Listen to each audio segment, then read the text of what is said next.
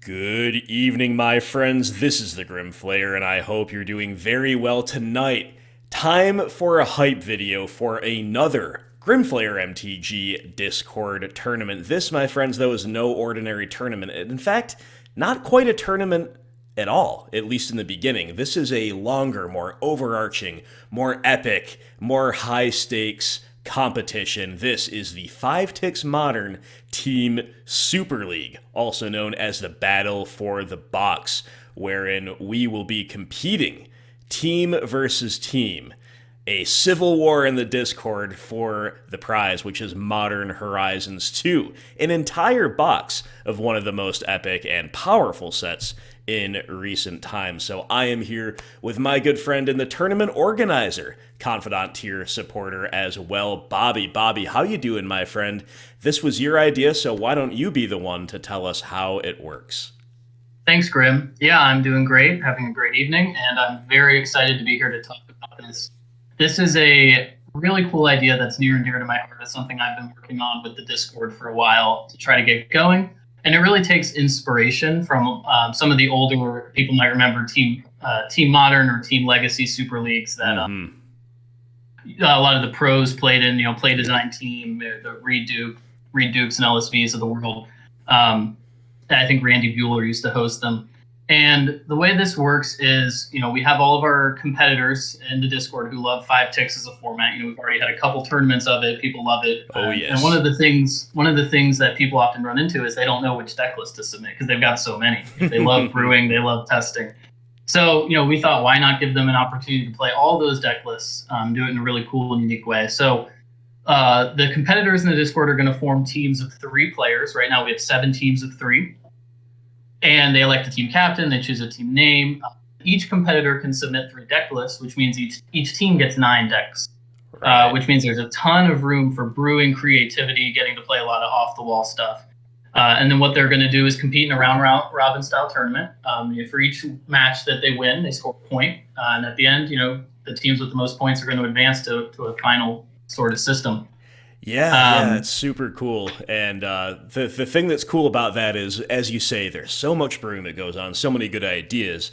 And I'm sure people have been feeling priced into the past into saying, well, this more rogue list, I could kind of try to spike things with it, or I could play something that I'm a little more sure about. Here you can bring both to the table, right? And not be punished for it. In fact, you can be rewarded for it. So yeah, what else is going on here? What are some of our important rules that we must follow? Yeah. Well said, Grim. And, so the first rule off the bat, and a lot of these were, again, tried to emulate from the old leagues, was that each deck that a team submits can't share more than 20 non-land cards. So we wanted each deck to be varied and unique and give teams kind of some structured guidelines to help them brew. And not just have each team submitting variations on mono red prowess, right, and just try to spike a tournament that way. Yeah, imagine having like 3 of the same deck but with wildly different sideboards or something like that. Exactly. Yeah, so heard. Exactly. Yep. The second twist is that each week the teams get to veto one of their opponent's decks. So each team has 9 decks, and before each week, their opponent gets to look it over, compare their list to their opponent's list, see which deck might give them the most headaches. And then they get to say, all right, you can't play with a certain deck this week. However, a deck can't be vetoed in consecutive weeks, so no one's going to get locked out of playing their favorite spicy brew. Very balanced. I love it. Yep, great rule. Yeah. The third thing is this was actually something that was introduced to me during the kind of formation during the Discord, because I don't watch League of Legends, but I was made aware that in League of Legends, teams, I guess, when they pick their characters, they go through kind of a counter pick system where one team will pick a character and then the other team will say, okay, well, if they've got that character, we might want these characters, et cetera, and it goes back and forth. So we're doing a similar system. The way it's going to work is the first team that's randomly assigned will kind of pick a deck. We don't know who's going to play that deck, but we know that deck's in their kind of pool of decks they're going to play that week. And then the second team will pick 2 decks to kind of counteract that. And then Team A gets to pick 2 decks, and then Team B finishes it up. So at the end, you've kind of had this back and forth system where they land on 3 decks. And then we have a way that the teams kind of blindly select, here are the players who are going to play those decks in the order, and then they get paired up in that way. So then you have each team has 3 matches in a week, and they win points for each win. Yeah, it's such a great system, and I actually did used to play and watch League of Legends. In fact, a side note, story briefly here, but I got back into Magic when my wife was pregnant with our first because I just decided that League was too time consuming and I needed to play something a little bit more relaxing in terms of how it actually is to play it and things that something that I didn't think I would play as much, of course. Then the that didn't quite pan out, but it was for the best. But yeah, the League of Legends system itself is really cool because that is an entire sub game. It's an entire tactical. Like, you need to have a few different options. You can't be a one-trick pony because they might ban out your one-trick pony or they might counterpick it. So the system is really, really interesting. Like we said at the start, it does reward brewing, creativity, flexibility, all the rest, and it's pretty cool stuff. So we have, speaking of cool stuff, we have some very nice names for our competitors. We have Grimm's Avengers. Wow. Love to see it. Love to see that. That is, I mean, they have my heart already, I have to say. But then we have the BBEs. We've got Jund references, Bust Down Lilianas, more Jund references, Mulda 1, Classic Cigarettes and Jack Daniels number 7, Rakdos Intolerant, and I have to confess, I don't know what this acronym in it the is. final place. You're gonna kick yourself when you hear it. It is end of turn, fact or fiction, you lose. Oh, fact or fiction, literally unbeatable. So, yep, I can't root for that team. We're gonna have to say that right away. Not compared to the Bloodbraid or the Grimm team, but yeah, awesome names, everybody. And one note on the BBEs, I too also thought they were the Bloodbraids at first, but it turns out they stand for the Big Brain Ensemble. Ah, well, we'll see about that. But no, if it's from our community, I expect that is true. And speaking of our community, let's kick it off with Grimm's Avengers. Look at this squad. Literally unstoppable. You do love to see it. Some war faces and some determined steely gazes from all and sundry. We have a couple questions that we've kind of asked each team, and their overarching philosophy, the Grimm Avengers, we will try to win. You ready for this? We'll try to win while simultaneously stopping our opponents from winning. Now, I don't know, Bobby, if you've ever thought to do that before.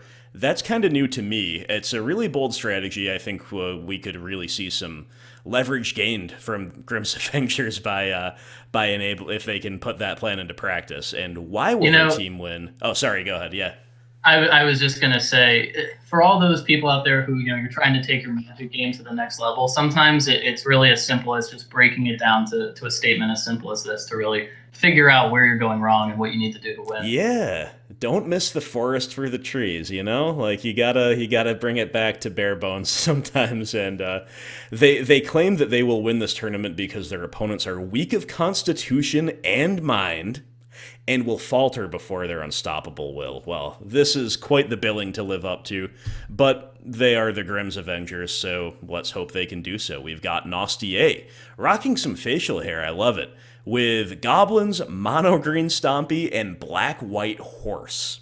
Okay, The names get progressively less familiar to most modern players, I would imagine, as they go on, and we're going to see a lot of cool esoteric names like that. And then we have my good friend the Dogfish bringing Blue Thing Tezzerator and Garuda combo to the field. And then Guy Catalan, Sideshow on Acid's favorite, bringing Pillow Fort, Dredge, and Burn. Lots and lots of stuff. I mean, the Grimm's Avengers alone are bringing a huge variety, a mix of budget versions of the decks that we know and love in Modern that have been staples for years, and stuff that you would never see outside of a format restricted by price like this one. And Bobby, you have chosen Nastier's Black-White Horse to feature. We're going to look at one deck from each team. Obviously, there are 9 decks. We can't cover all of them in this relatively brief video, so we're going to start out looking at Nastier's Black-White Horse. What would you like to let us know about this sweet mid-rangey looking deck?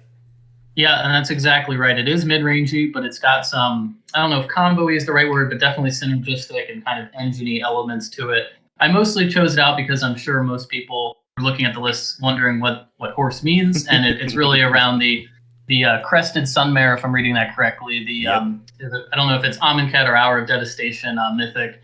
That when you've gained a certain amount of life, it starts producing more 5/5 horses, and this whole deck is synergistically built around gaining a ton of life, as well as kind of playing a mid-range game. You've got some value creatures that can trade up, generate card advantage, lots of removal, even a Gideon to just grind with your opponent, and then in the sideboard, it's just got a bunch of haymakers, your discard spells, your graveyard hate, your board wipes, and your combo hate. So really, I think just clean list from Nastier, but very creative.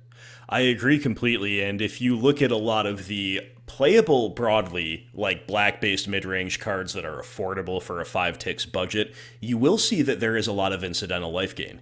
And you couple that with the fact that, you have restricted lands, especially if you're trying to leverage a second color. Scoured Barrens goes from it's a bad land, but we have to play it for fixing, to actually a pretty good enabler for the big haymaker of Crested Sunmare. I do absolutely love this deck.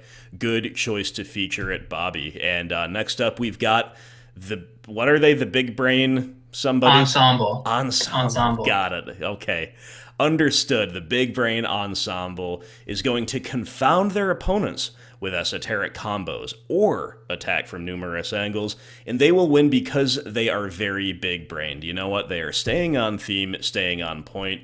We've got Communet bringing us Frogtown, very cool, Enduring Ideal, and Blue Mill. Nice. And then we've got Ashes on blue-white control, Hive Mind, and Devoted Druid, which, Bobby, you know a thing or two about, especially in this format. And then maybe Lotus's Dan, rocking Black Devotion, what else, but also Red Deck wins in Green Tron to mix it up. Hate to see it. You do hate to see it, but you do love to see it at the same time, because it's Dan and we love Dan, but we're focusing not on Dan right here, but on Ashes' Hive Mind deck. Bobby, what's the deal with this one? Yeah, and I might not have known exactly how to talk about this deck, but I did help him play test against it a little bit, so I might be able to crack the code here. So what this deck is doing is, first off, it's trying to ramp. It's got Arboreal Grazer, Sakura Tribe Scout, some of the bounce lands, so it's trying to ramp up as quickly as possible to get Hive Mind onto the field. Yep. And they've got this transmute card as well to find Hive Mind. And what Hive Mind does is it says roughly when you cast an instant sorcery spell, every other player copies them. Yep. So what you're then doing is you're casting these 0 mana pact cards, and ideally your opponent then also casts a copy of it, and then in their upkeep they cannot pay the upkeep cost on the pact, and they lose the game. Absolutely. If your opponent can happen to pay for it, as happened to me once, I was able to pay for 1 copy. Usually they can just cast a second copy of this 0 mana pact, and then you have to pay for 2 pact triggers on your upkeep, and usually that's gonna close the deal. Yeah. And then they've got Teleria West to find the packs. So really, it's a pretty all-in focused ramp combo deck, but it's very, very cool and very hard to interact. Yeah, absolutely. I've seen Hive Mind pop up a time or two. It was still a little bit in vogue for Amulet Titan when I started Modern as maybe like a one-of or an alternative win condition out of the sideboard, stuff like that. And I remember the first time I lost to it, I was okay. That was one of those level up moments where you're like, there's a lot of stuff that I just don't know about yet. But this is a really cool creative idea for this format. We see stuff, I like the Jwari Disruption here, a little bit of permission that can also, of course, be another way to march up toward that Hive Mind combo. And we're in blue. We're also in green, but I think more importantly, perhaps we're in blue for the sideboard. And we've got some utility lands, more than a few utility lands actually as well. So this is a really cool one, I think, to focus on. Well conceived of by Ashes here, and also well designed. And next up, bust down Lilianas. Tron gonna go burr for them. And why will your team win this tournament? They say, sheesh. Yes, and I had to do some research into their team photo, and if my research is to be believed, based on some TikTok trends that I found, I believe this image here is supposed to represent someone spitting truth or telling truth in a situation where there otherwise wouldn't be, but I'm not exactly sure if that was their intention. I'll take your word for it, because as the resident boomer, I by definition do not know what the TikTok kids are up to these days. I'll have to trust the experts here. We're trusting Bobby. And yeah, so we're going to meet the team here. We've got Mr. Steven Mirabito, we've got Joanneth, and we've got Running Griffin. These fellas are bringing respectively to the table Greentron, not the first time we've seen that, Blue Mill, also not the first time we've seen that, and Boros Cycling, maybe a little Astral Drift style action. And then we've got Blue Tempo, Serra's Ultimatum, and 5 Ticks to Light on Fire. Which I believe is a creative name for.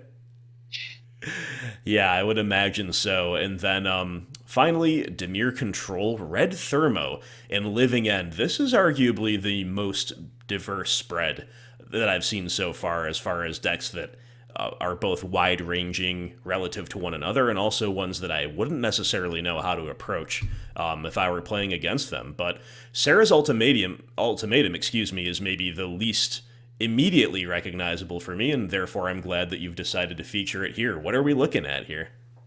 So this deck looks like it takes inspiration from both polymorph decks in Modern and some Emergent Ultimatum decks on Arena, whether that's standard or historic. And what this deck is really trying to do is get out an MH2 new card in Serra's Emissary, but it also has a couple other spicy hits to get, such as Cure Best the Sea God.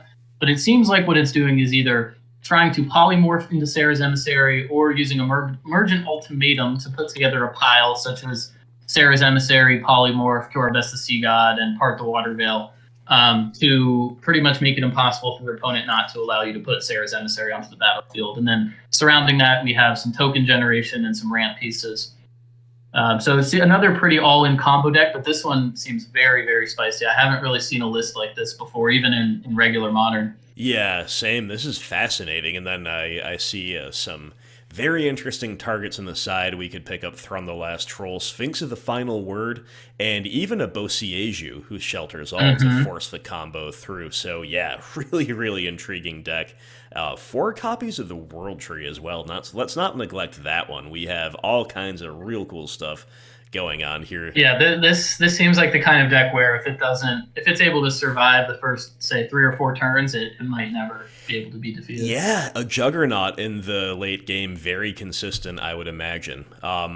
Now we have Mull to 1, and I'm seeing a relatively desolate coastline here, but a picturesque one. You're going to have to explain this one to me too, Bobby. Yeah, so Mull to 1 was the only team to not submit a photo. So I decided I'm going to use the first Google image result I get when I Google Mull to 1. And it turns out there was a town in the Scottish Isles named Mull. This was the first image I got. So by default, this is now their team photo. Yeah, and they all also have to go there now to play the games. That's. I would think so. Yeah, they have to relocate to the Isle of the Isle town, I guess, of Mull. I love it. Very cool.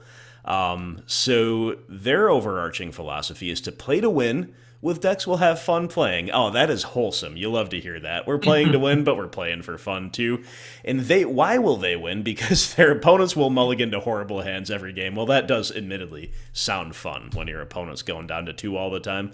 Pretty fun for you. So we have Control Freak bringing Rogues, Flash Twin, and Sultai Energy. Some real cool names there. Goat Shield on Infect, Prowess, and White-Green Aggro. So we obviously saw in the previous tournament that you took down, Bobby. White-Green Aggro went pretty far as well. And then, of course, Infect and Prowess, very known quantities. I'm just continually amazed by the breadth and depth of this 5 ticks format. It's super, super cool. And then WarriorDwarf with the well-proven by now Living End, which he brought out last time, in addition to Dead Guy Ale, super exciting, and Cremator combo. And that is a little bit off the beaten path compared to most of those others, and that's why we're going to look at it here. What are we doing with Kragenwick Cremator in this deck by WarriorDwarf?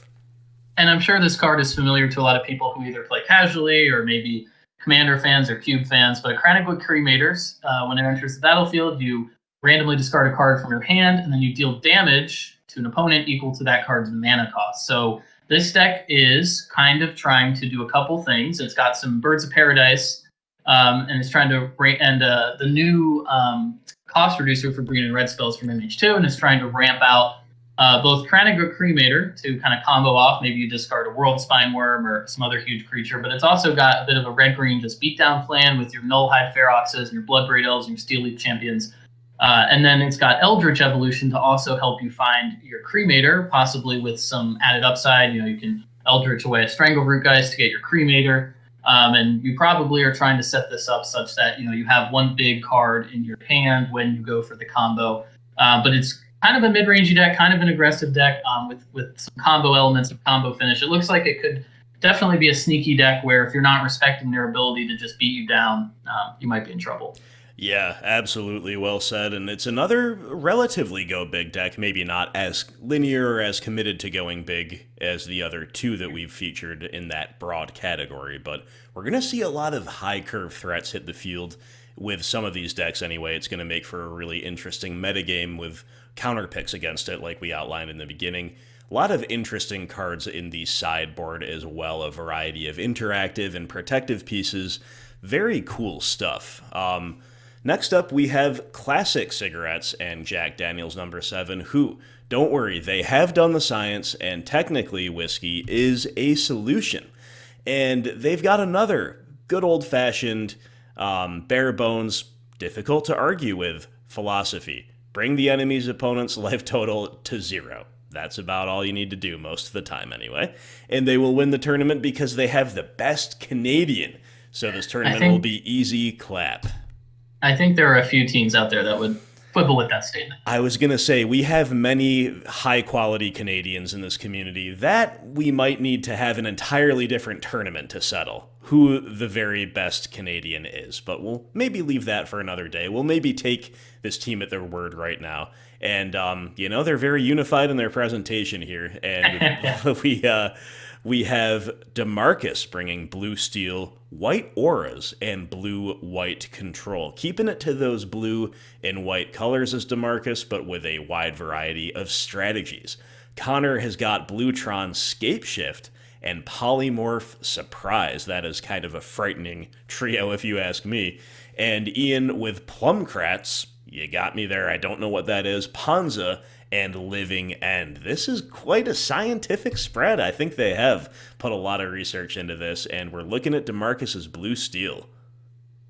Yeah, and just to quickly touch on Plumcrats, for those of you who aren't aware, there's a card, I think, printed in Strixhaven called Plumb the Depths, where it allows you to sacrifice any number of creatures to draw a card to life. So it's an aristocrat-style deck that tries to abuse that card. Nice. This one we have featured here is Damarcus's Blue Steel. This is a deck I know he's very excited about. He's iterated on it numerous times throughout all of our different 5-tix tournaments. And really, it's just a deck that features a fast clock and great disruption and some really powerful late-game bombs, and kind of similar to the theme we've been seeing, which also can leverage a lot of really cool cards out of the sideboard. It plays a little bit Affinity-esque with, Thoughtcast and a lot of artifacts. But really, it's trying to either power out an early Lodestone Golem to kind of lock your opponent out of doing meaningful interaction, or it's trying to, in the late game, pump out an Inkwell Leviathan or a Darksteel Colossus to completely overpower your opponent. And then in the sideboard, things like Thorn of Amethyst can really, really derail some opponents. So just a very cool list, very disruptive. And it's not the most aggressive, but I've played against this deck and it can get up there pretty quickly. Yeah, it looks like it puts a respectable clock together. I'm especially happy to see this one here because my very first thought when 5-tix was in its infancy was to do something with Thorn of Amethyst and Lodestone Golem. I never really got the chance to play much, so and of course I'm not participating in these tournaments, so I never got very far with it, but that was always the kind of the genesis of my idea that I thought had a lot of promise, and this frankly looks way better than anything I was coming up with, dipping into the blue here heavily for all of the payoffs that you see in all of the sideboard cards that you see. Very, very powerful. So special thumbs up from me there for that one, even though we're in the midst of a bunch of extra cool decks. Now, I don't know, Bobby, about this team's name, Rakdos Intolerant, really, because Rakdos is one of the most popular archetypes on our Discord. People are talking about Rakdos all the time. This is a very bold statement. They're likely to make as many enemies as friends with this one, but let's see what they have to say for themselves.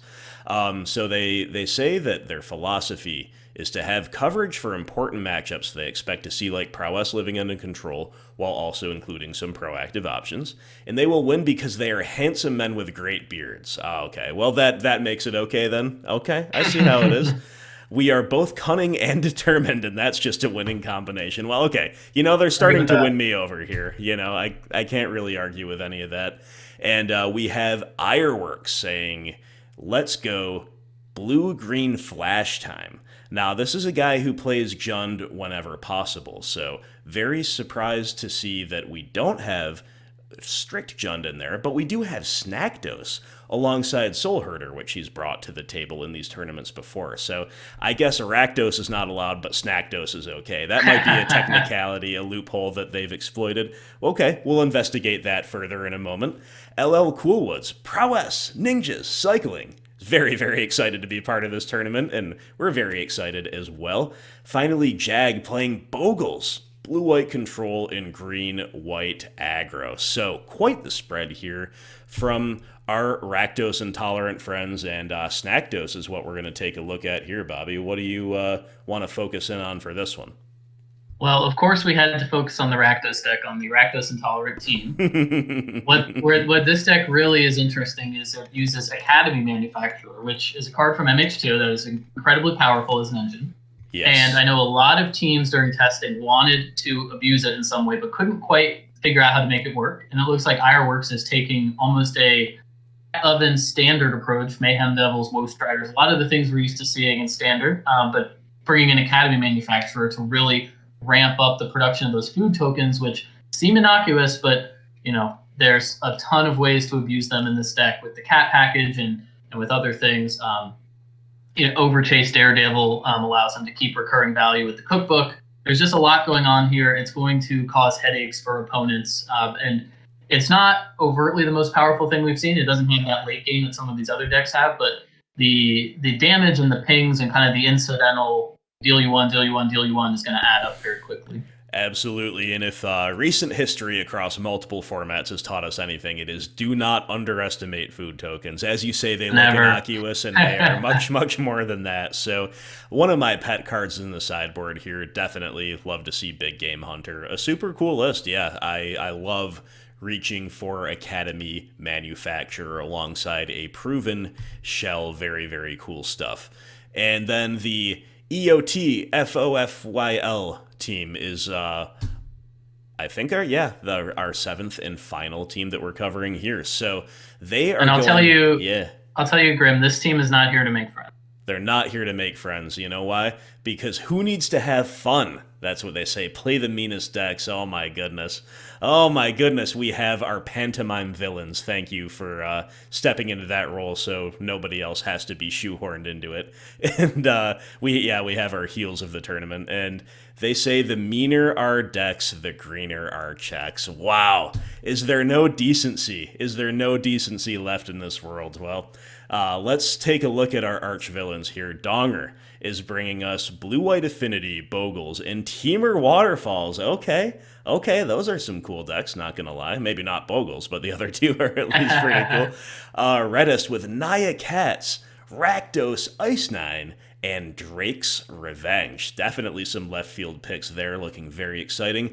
And Elijah, who really hammers home the theme by saying no fun allowed here in his picture, with Dredge, Restore Balance, and then Mono Red Burn. Certainly kind of a murderer's row of archetypes here. And we're going to take a look at Reddest's Rakdos Ice 9. It's a tongue twister on top of everything else.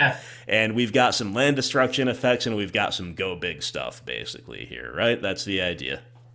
Yeah, and for those who aren't familiar, Ice 9, I think, is a well-known stream of land destruction-focused decks. So that's what the name is referring to. And yep, this is basically just a deck that says, I'm going to kill all of your creatures, I'm going to try to blow up all of your lands, and that's the two axes I'm going to fight on. Good luck. Yeah.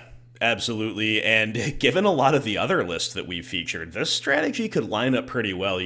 If this had been brought to, for example, our first 5-Ticks Modern tournament, I'm not sure how well positioned I would think it is, but based on some of the lists we've seen here, this is a really, really nice strategy against what a lot of other people are trying to do. And of course, when you are kind of committing to this higher curve thing, which we're seeing, I think, more and more people do, at least in these featured lists. You have all kinds of, the world is your oyster. There's so many threats that just don't cost anything. They can be overwhelming in a format like this. Massacre Girl, Goblin Dark Dweller, Stormbreath Dragon. It's some really cool stuff here. No doubt about it, and plenty of power in the sideboard, lowering the curve a little bit there. I think that's a really well designed list, so that is basically what we're here to show you guys. We're talking once again about a Super League, where using that League of Legends inspired system to keep things interesting and to keep certain decks from homogenizing perhaps the entire battlefield and the landscape of our back and forth here. We are going to be playing many a game here, and Bobby, we didn't talk about this before the video, but I think last time I talked to you, you said maybe we're going to try to aim for like one featured match a week to be uploaded on the channel. Is that still the goal, or are we revising that, or? Yep, this is a league, and so we would like to kind of produce it like a league. So our goal is we have some feature matches lined up each week with various teams. We're trying to get at least one team, at least one feature match throughout the course of the tournament. So each week we'll hopefully be able to bring you one or more feature matches from that matchup and give you an update on the standings and things like that. So really we're trying to produce this just like a league and just like some of the past Super Leagues. So it should be a lot of fun. I'm very excited. And I hope all you out there on YouTube are as well. Yeah, and updating the standings is really cool. That's really important. I'm glad you mentioned that, because personally, at any point in my life, as a little kid all the way up until right now, I've always loved the standings. I've always loved the league table and the points tally and everything like that. It just gives you something tangible, something to aim for, something to track. And, it's kind of a manifestation of all of the work and all of the luck and everything in between that goes into it. So I'm really hyped for this. I think we can make at least one match a week a thing. And in the comments below, of course, let us know what you think about some of the lists you've seen. If you have any ideas you want to throw at us for how we run this league, of course, we have things mostly figured out, but maybe for next time, don't be shy, share your ideas. So Bobby, thank you so much for joining me. Thank you even more, of course, for all of the work that you've done conceptualizing, organizing, and putting into practice this super cool Grimflayer MTG Discord/Patreon community tournament. Really appreciate you, my friend, and well spoken here. I appreciate your breakdown of all the lists too. So thank you out there for watching. As I said, let us know what you think about all this stuff, and we will see you soon for the first featured match of the 5 Ticks Modern Team Super League. Talk to you then.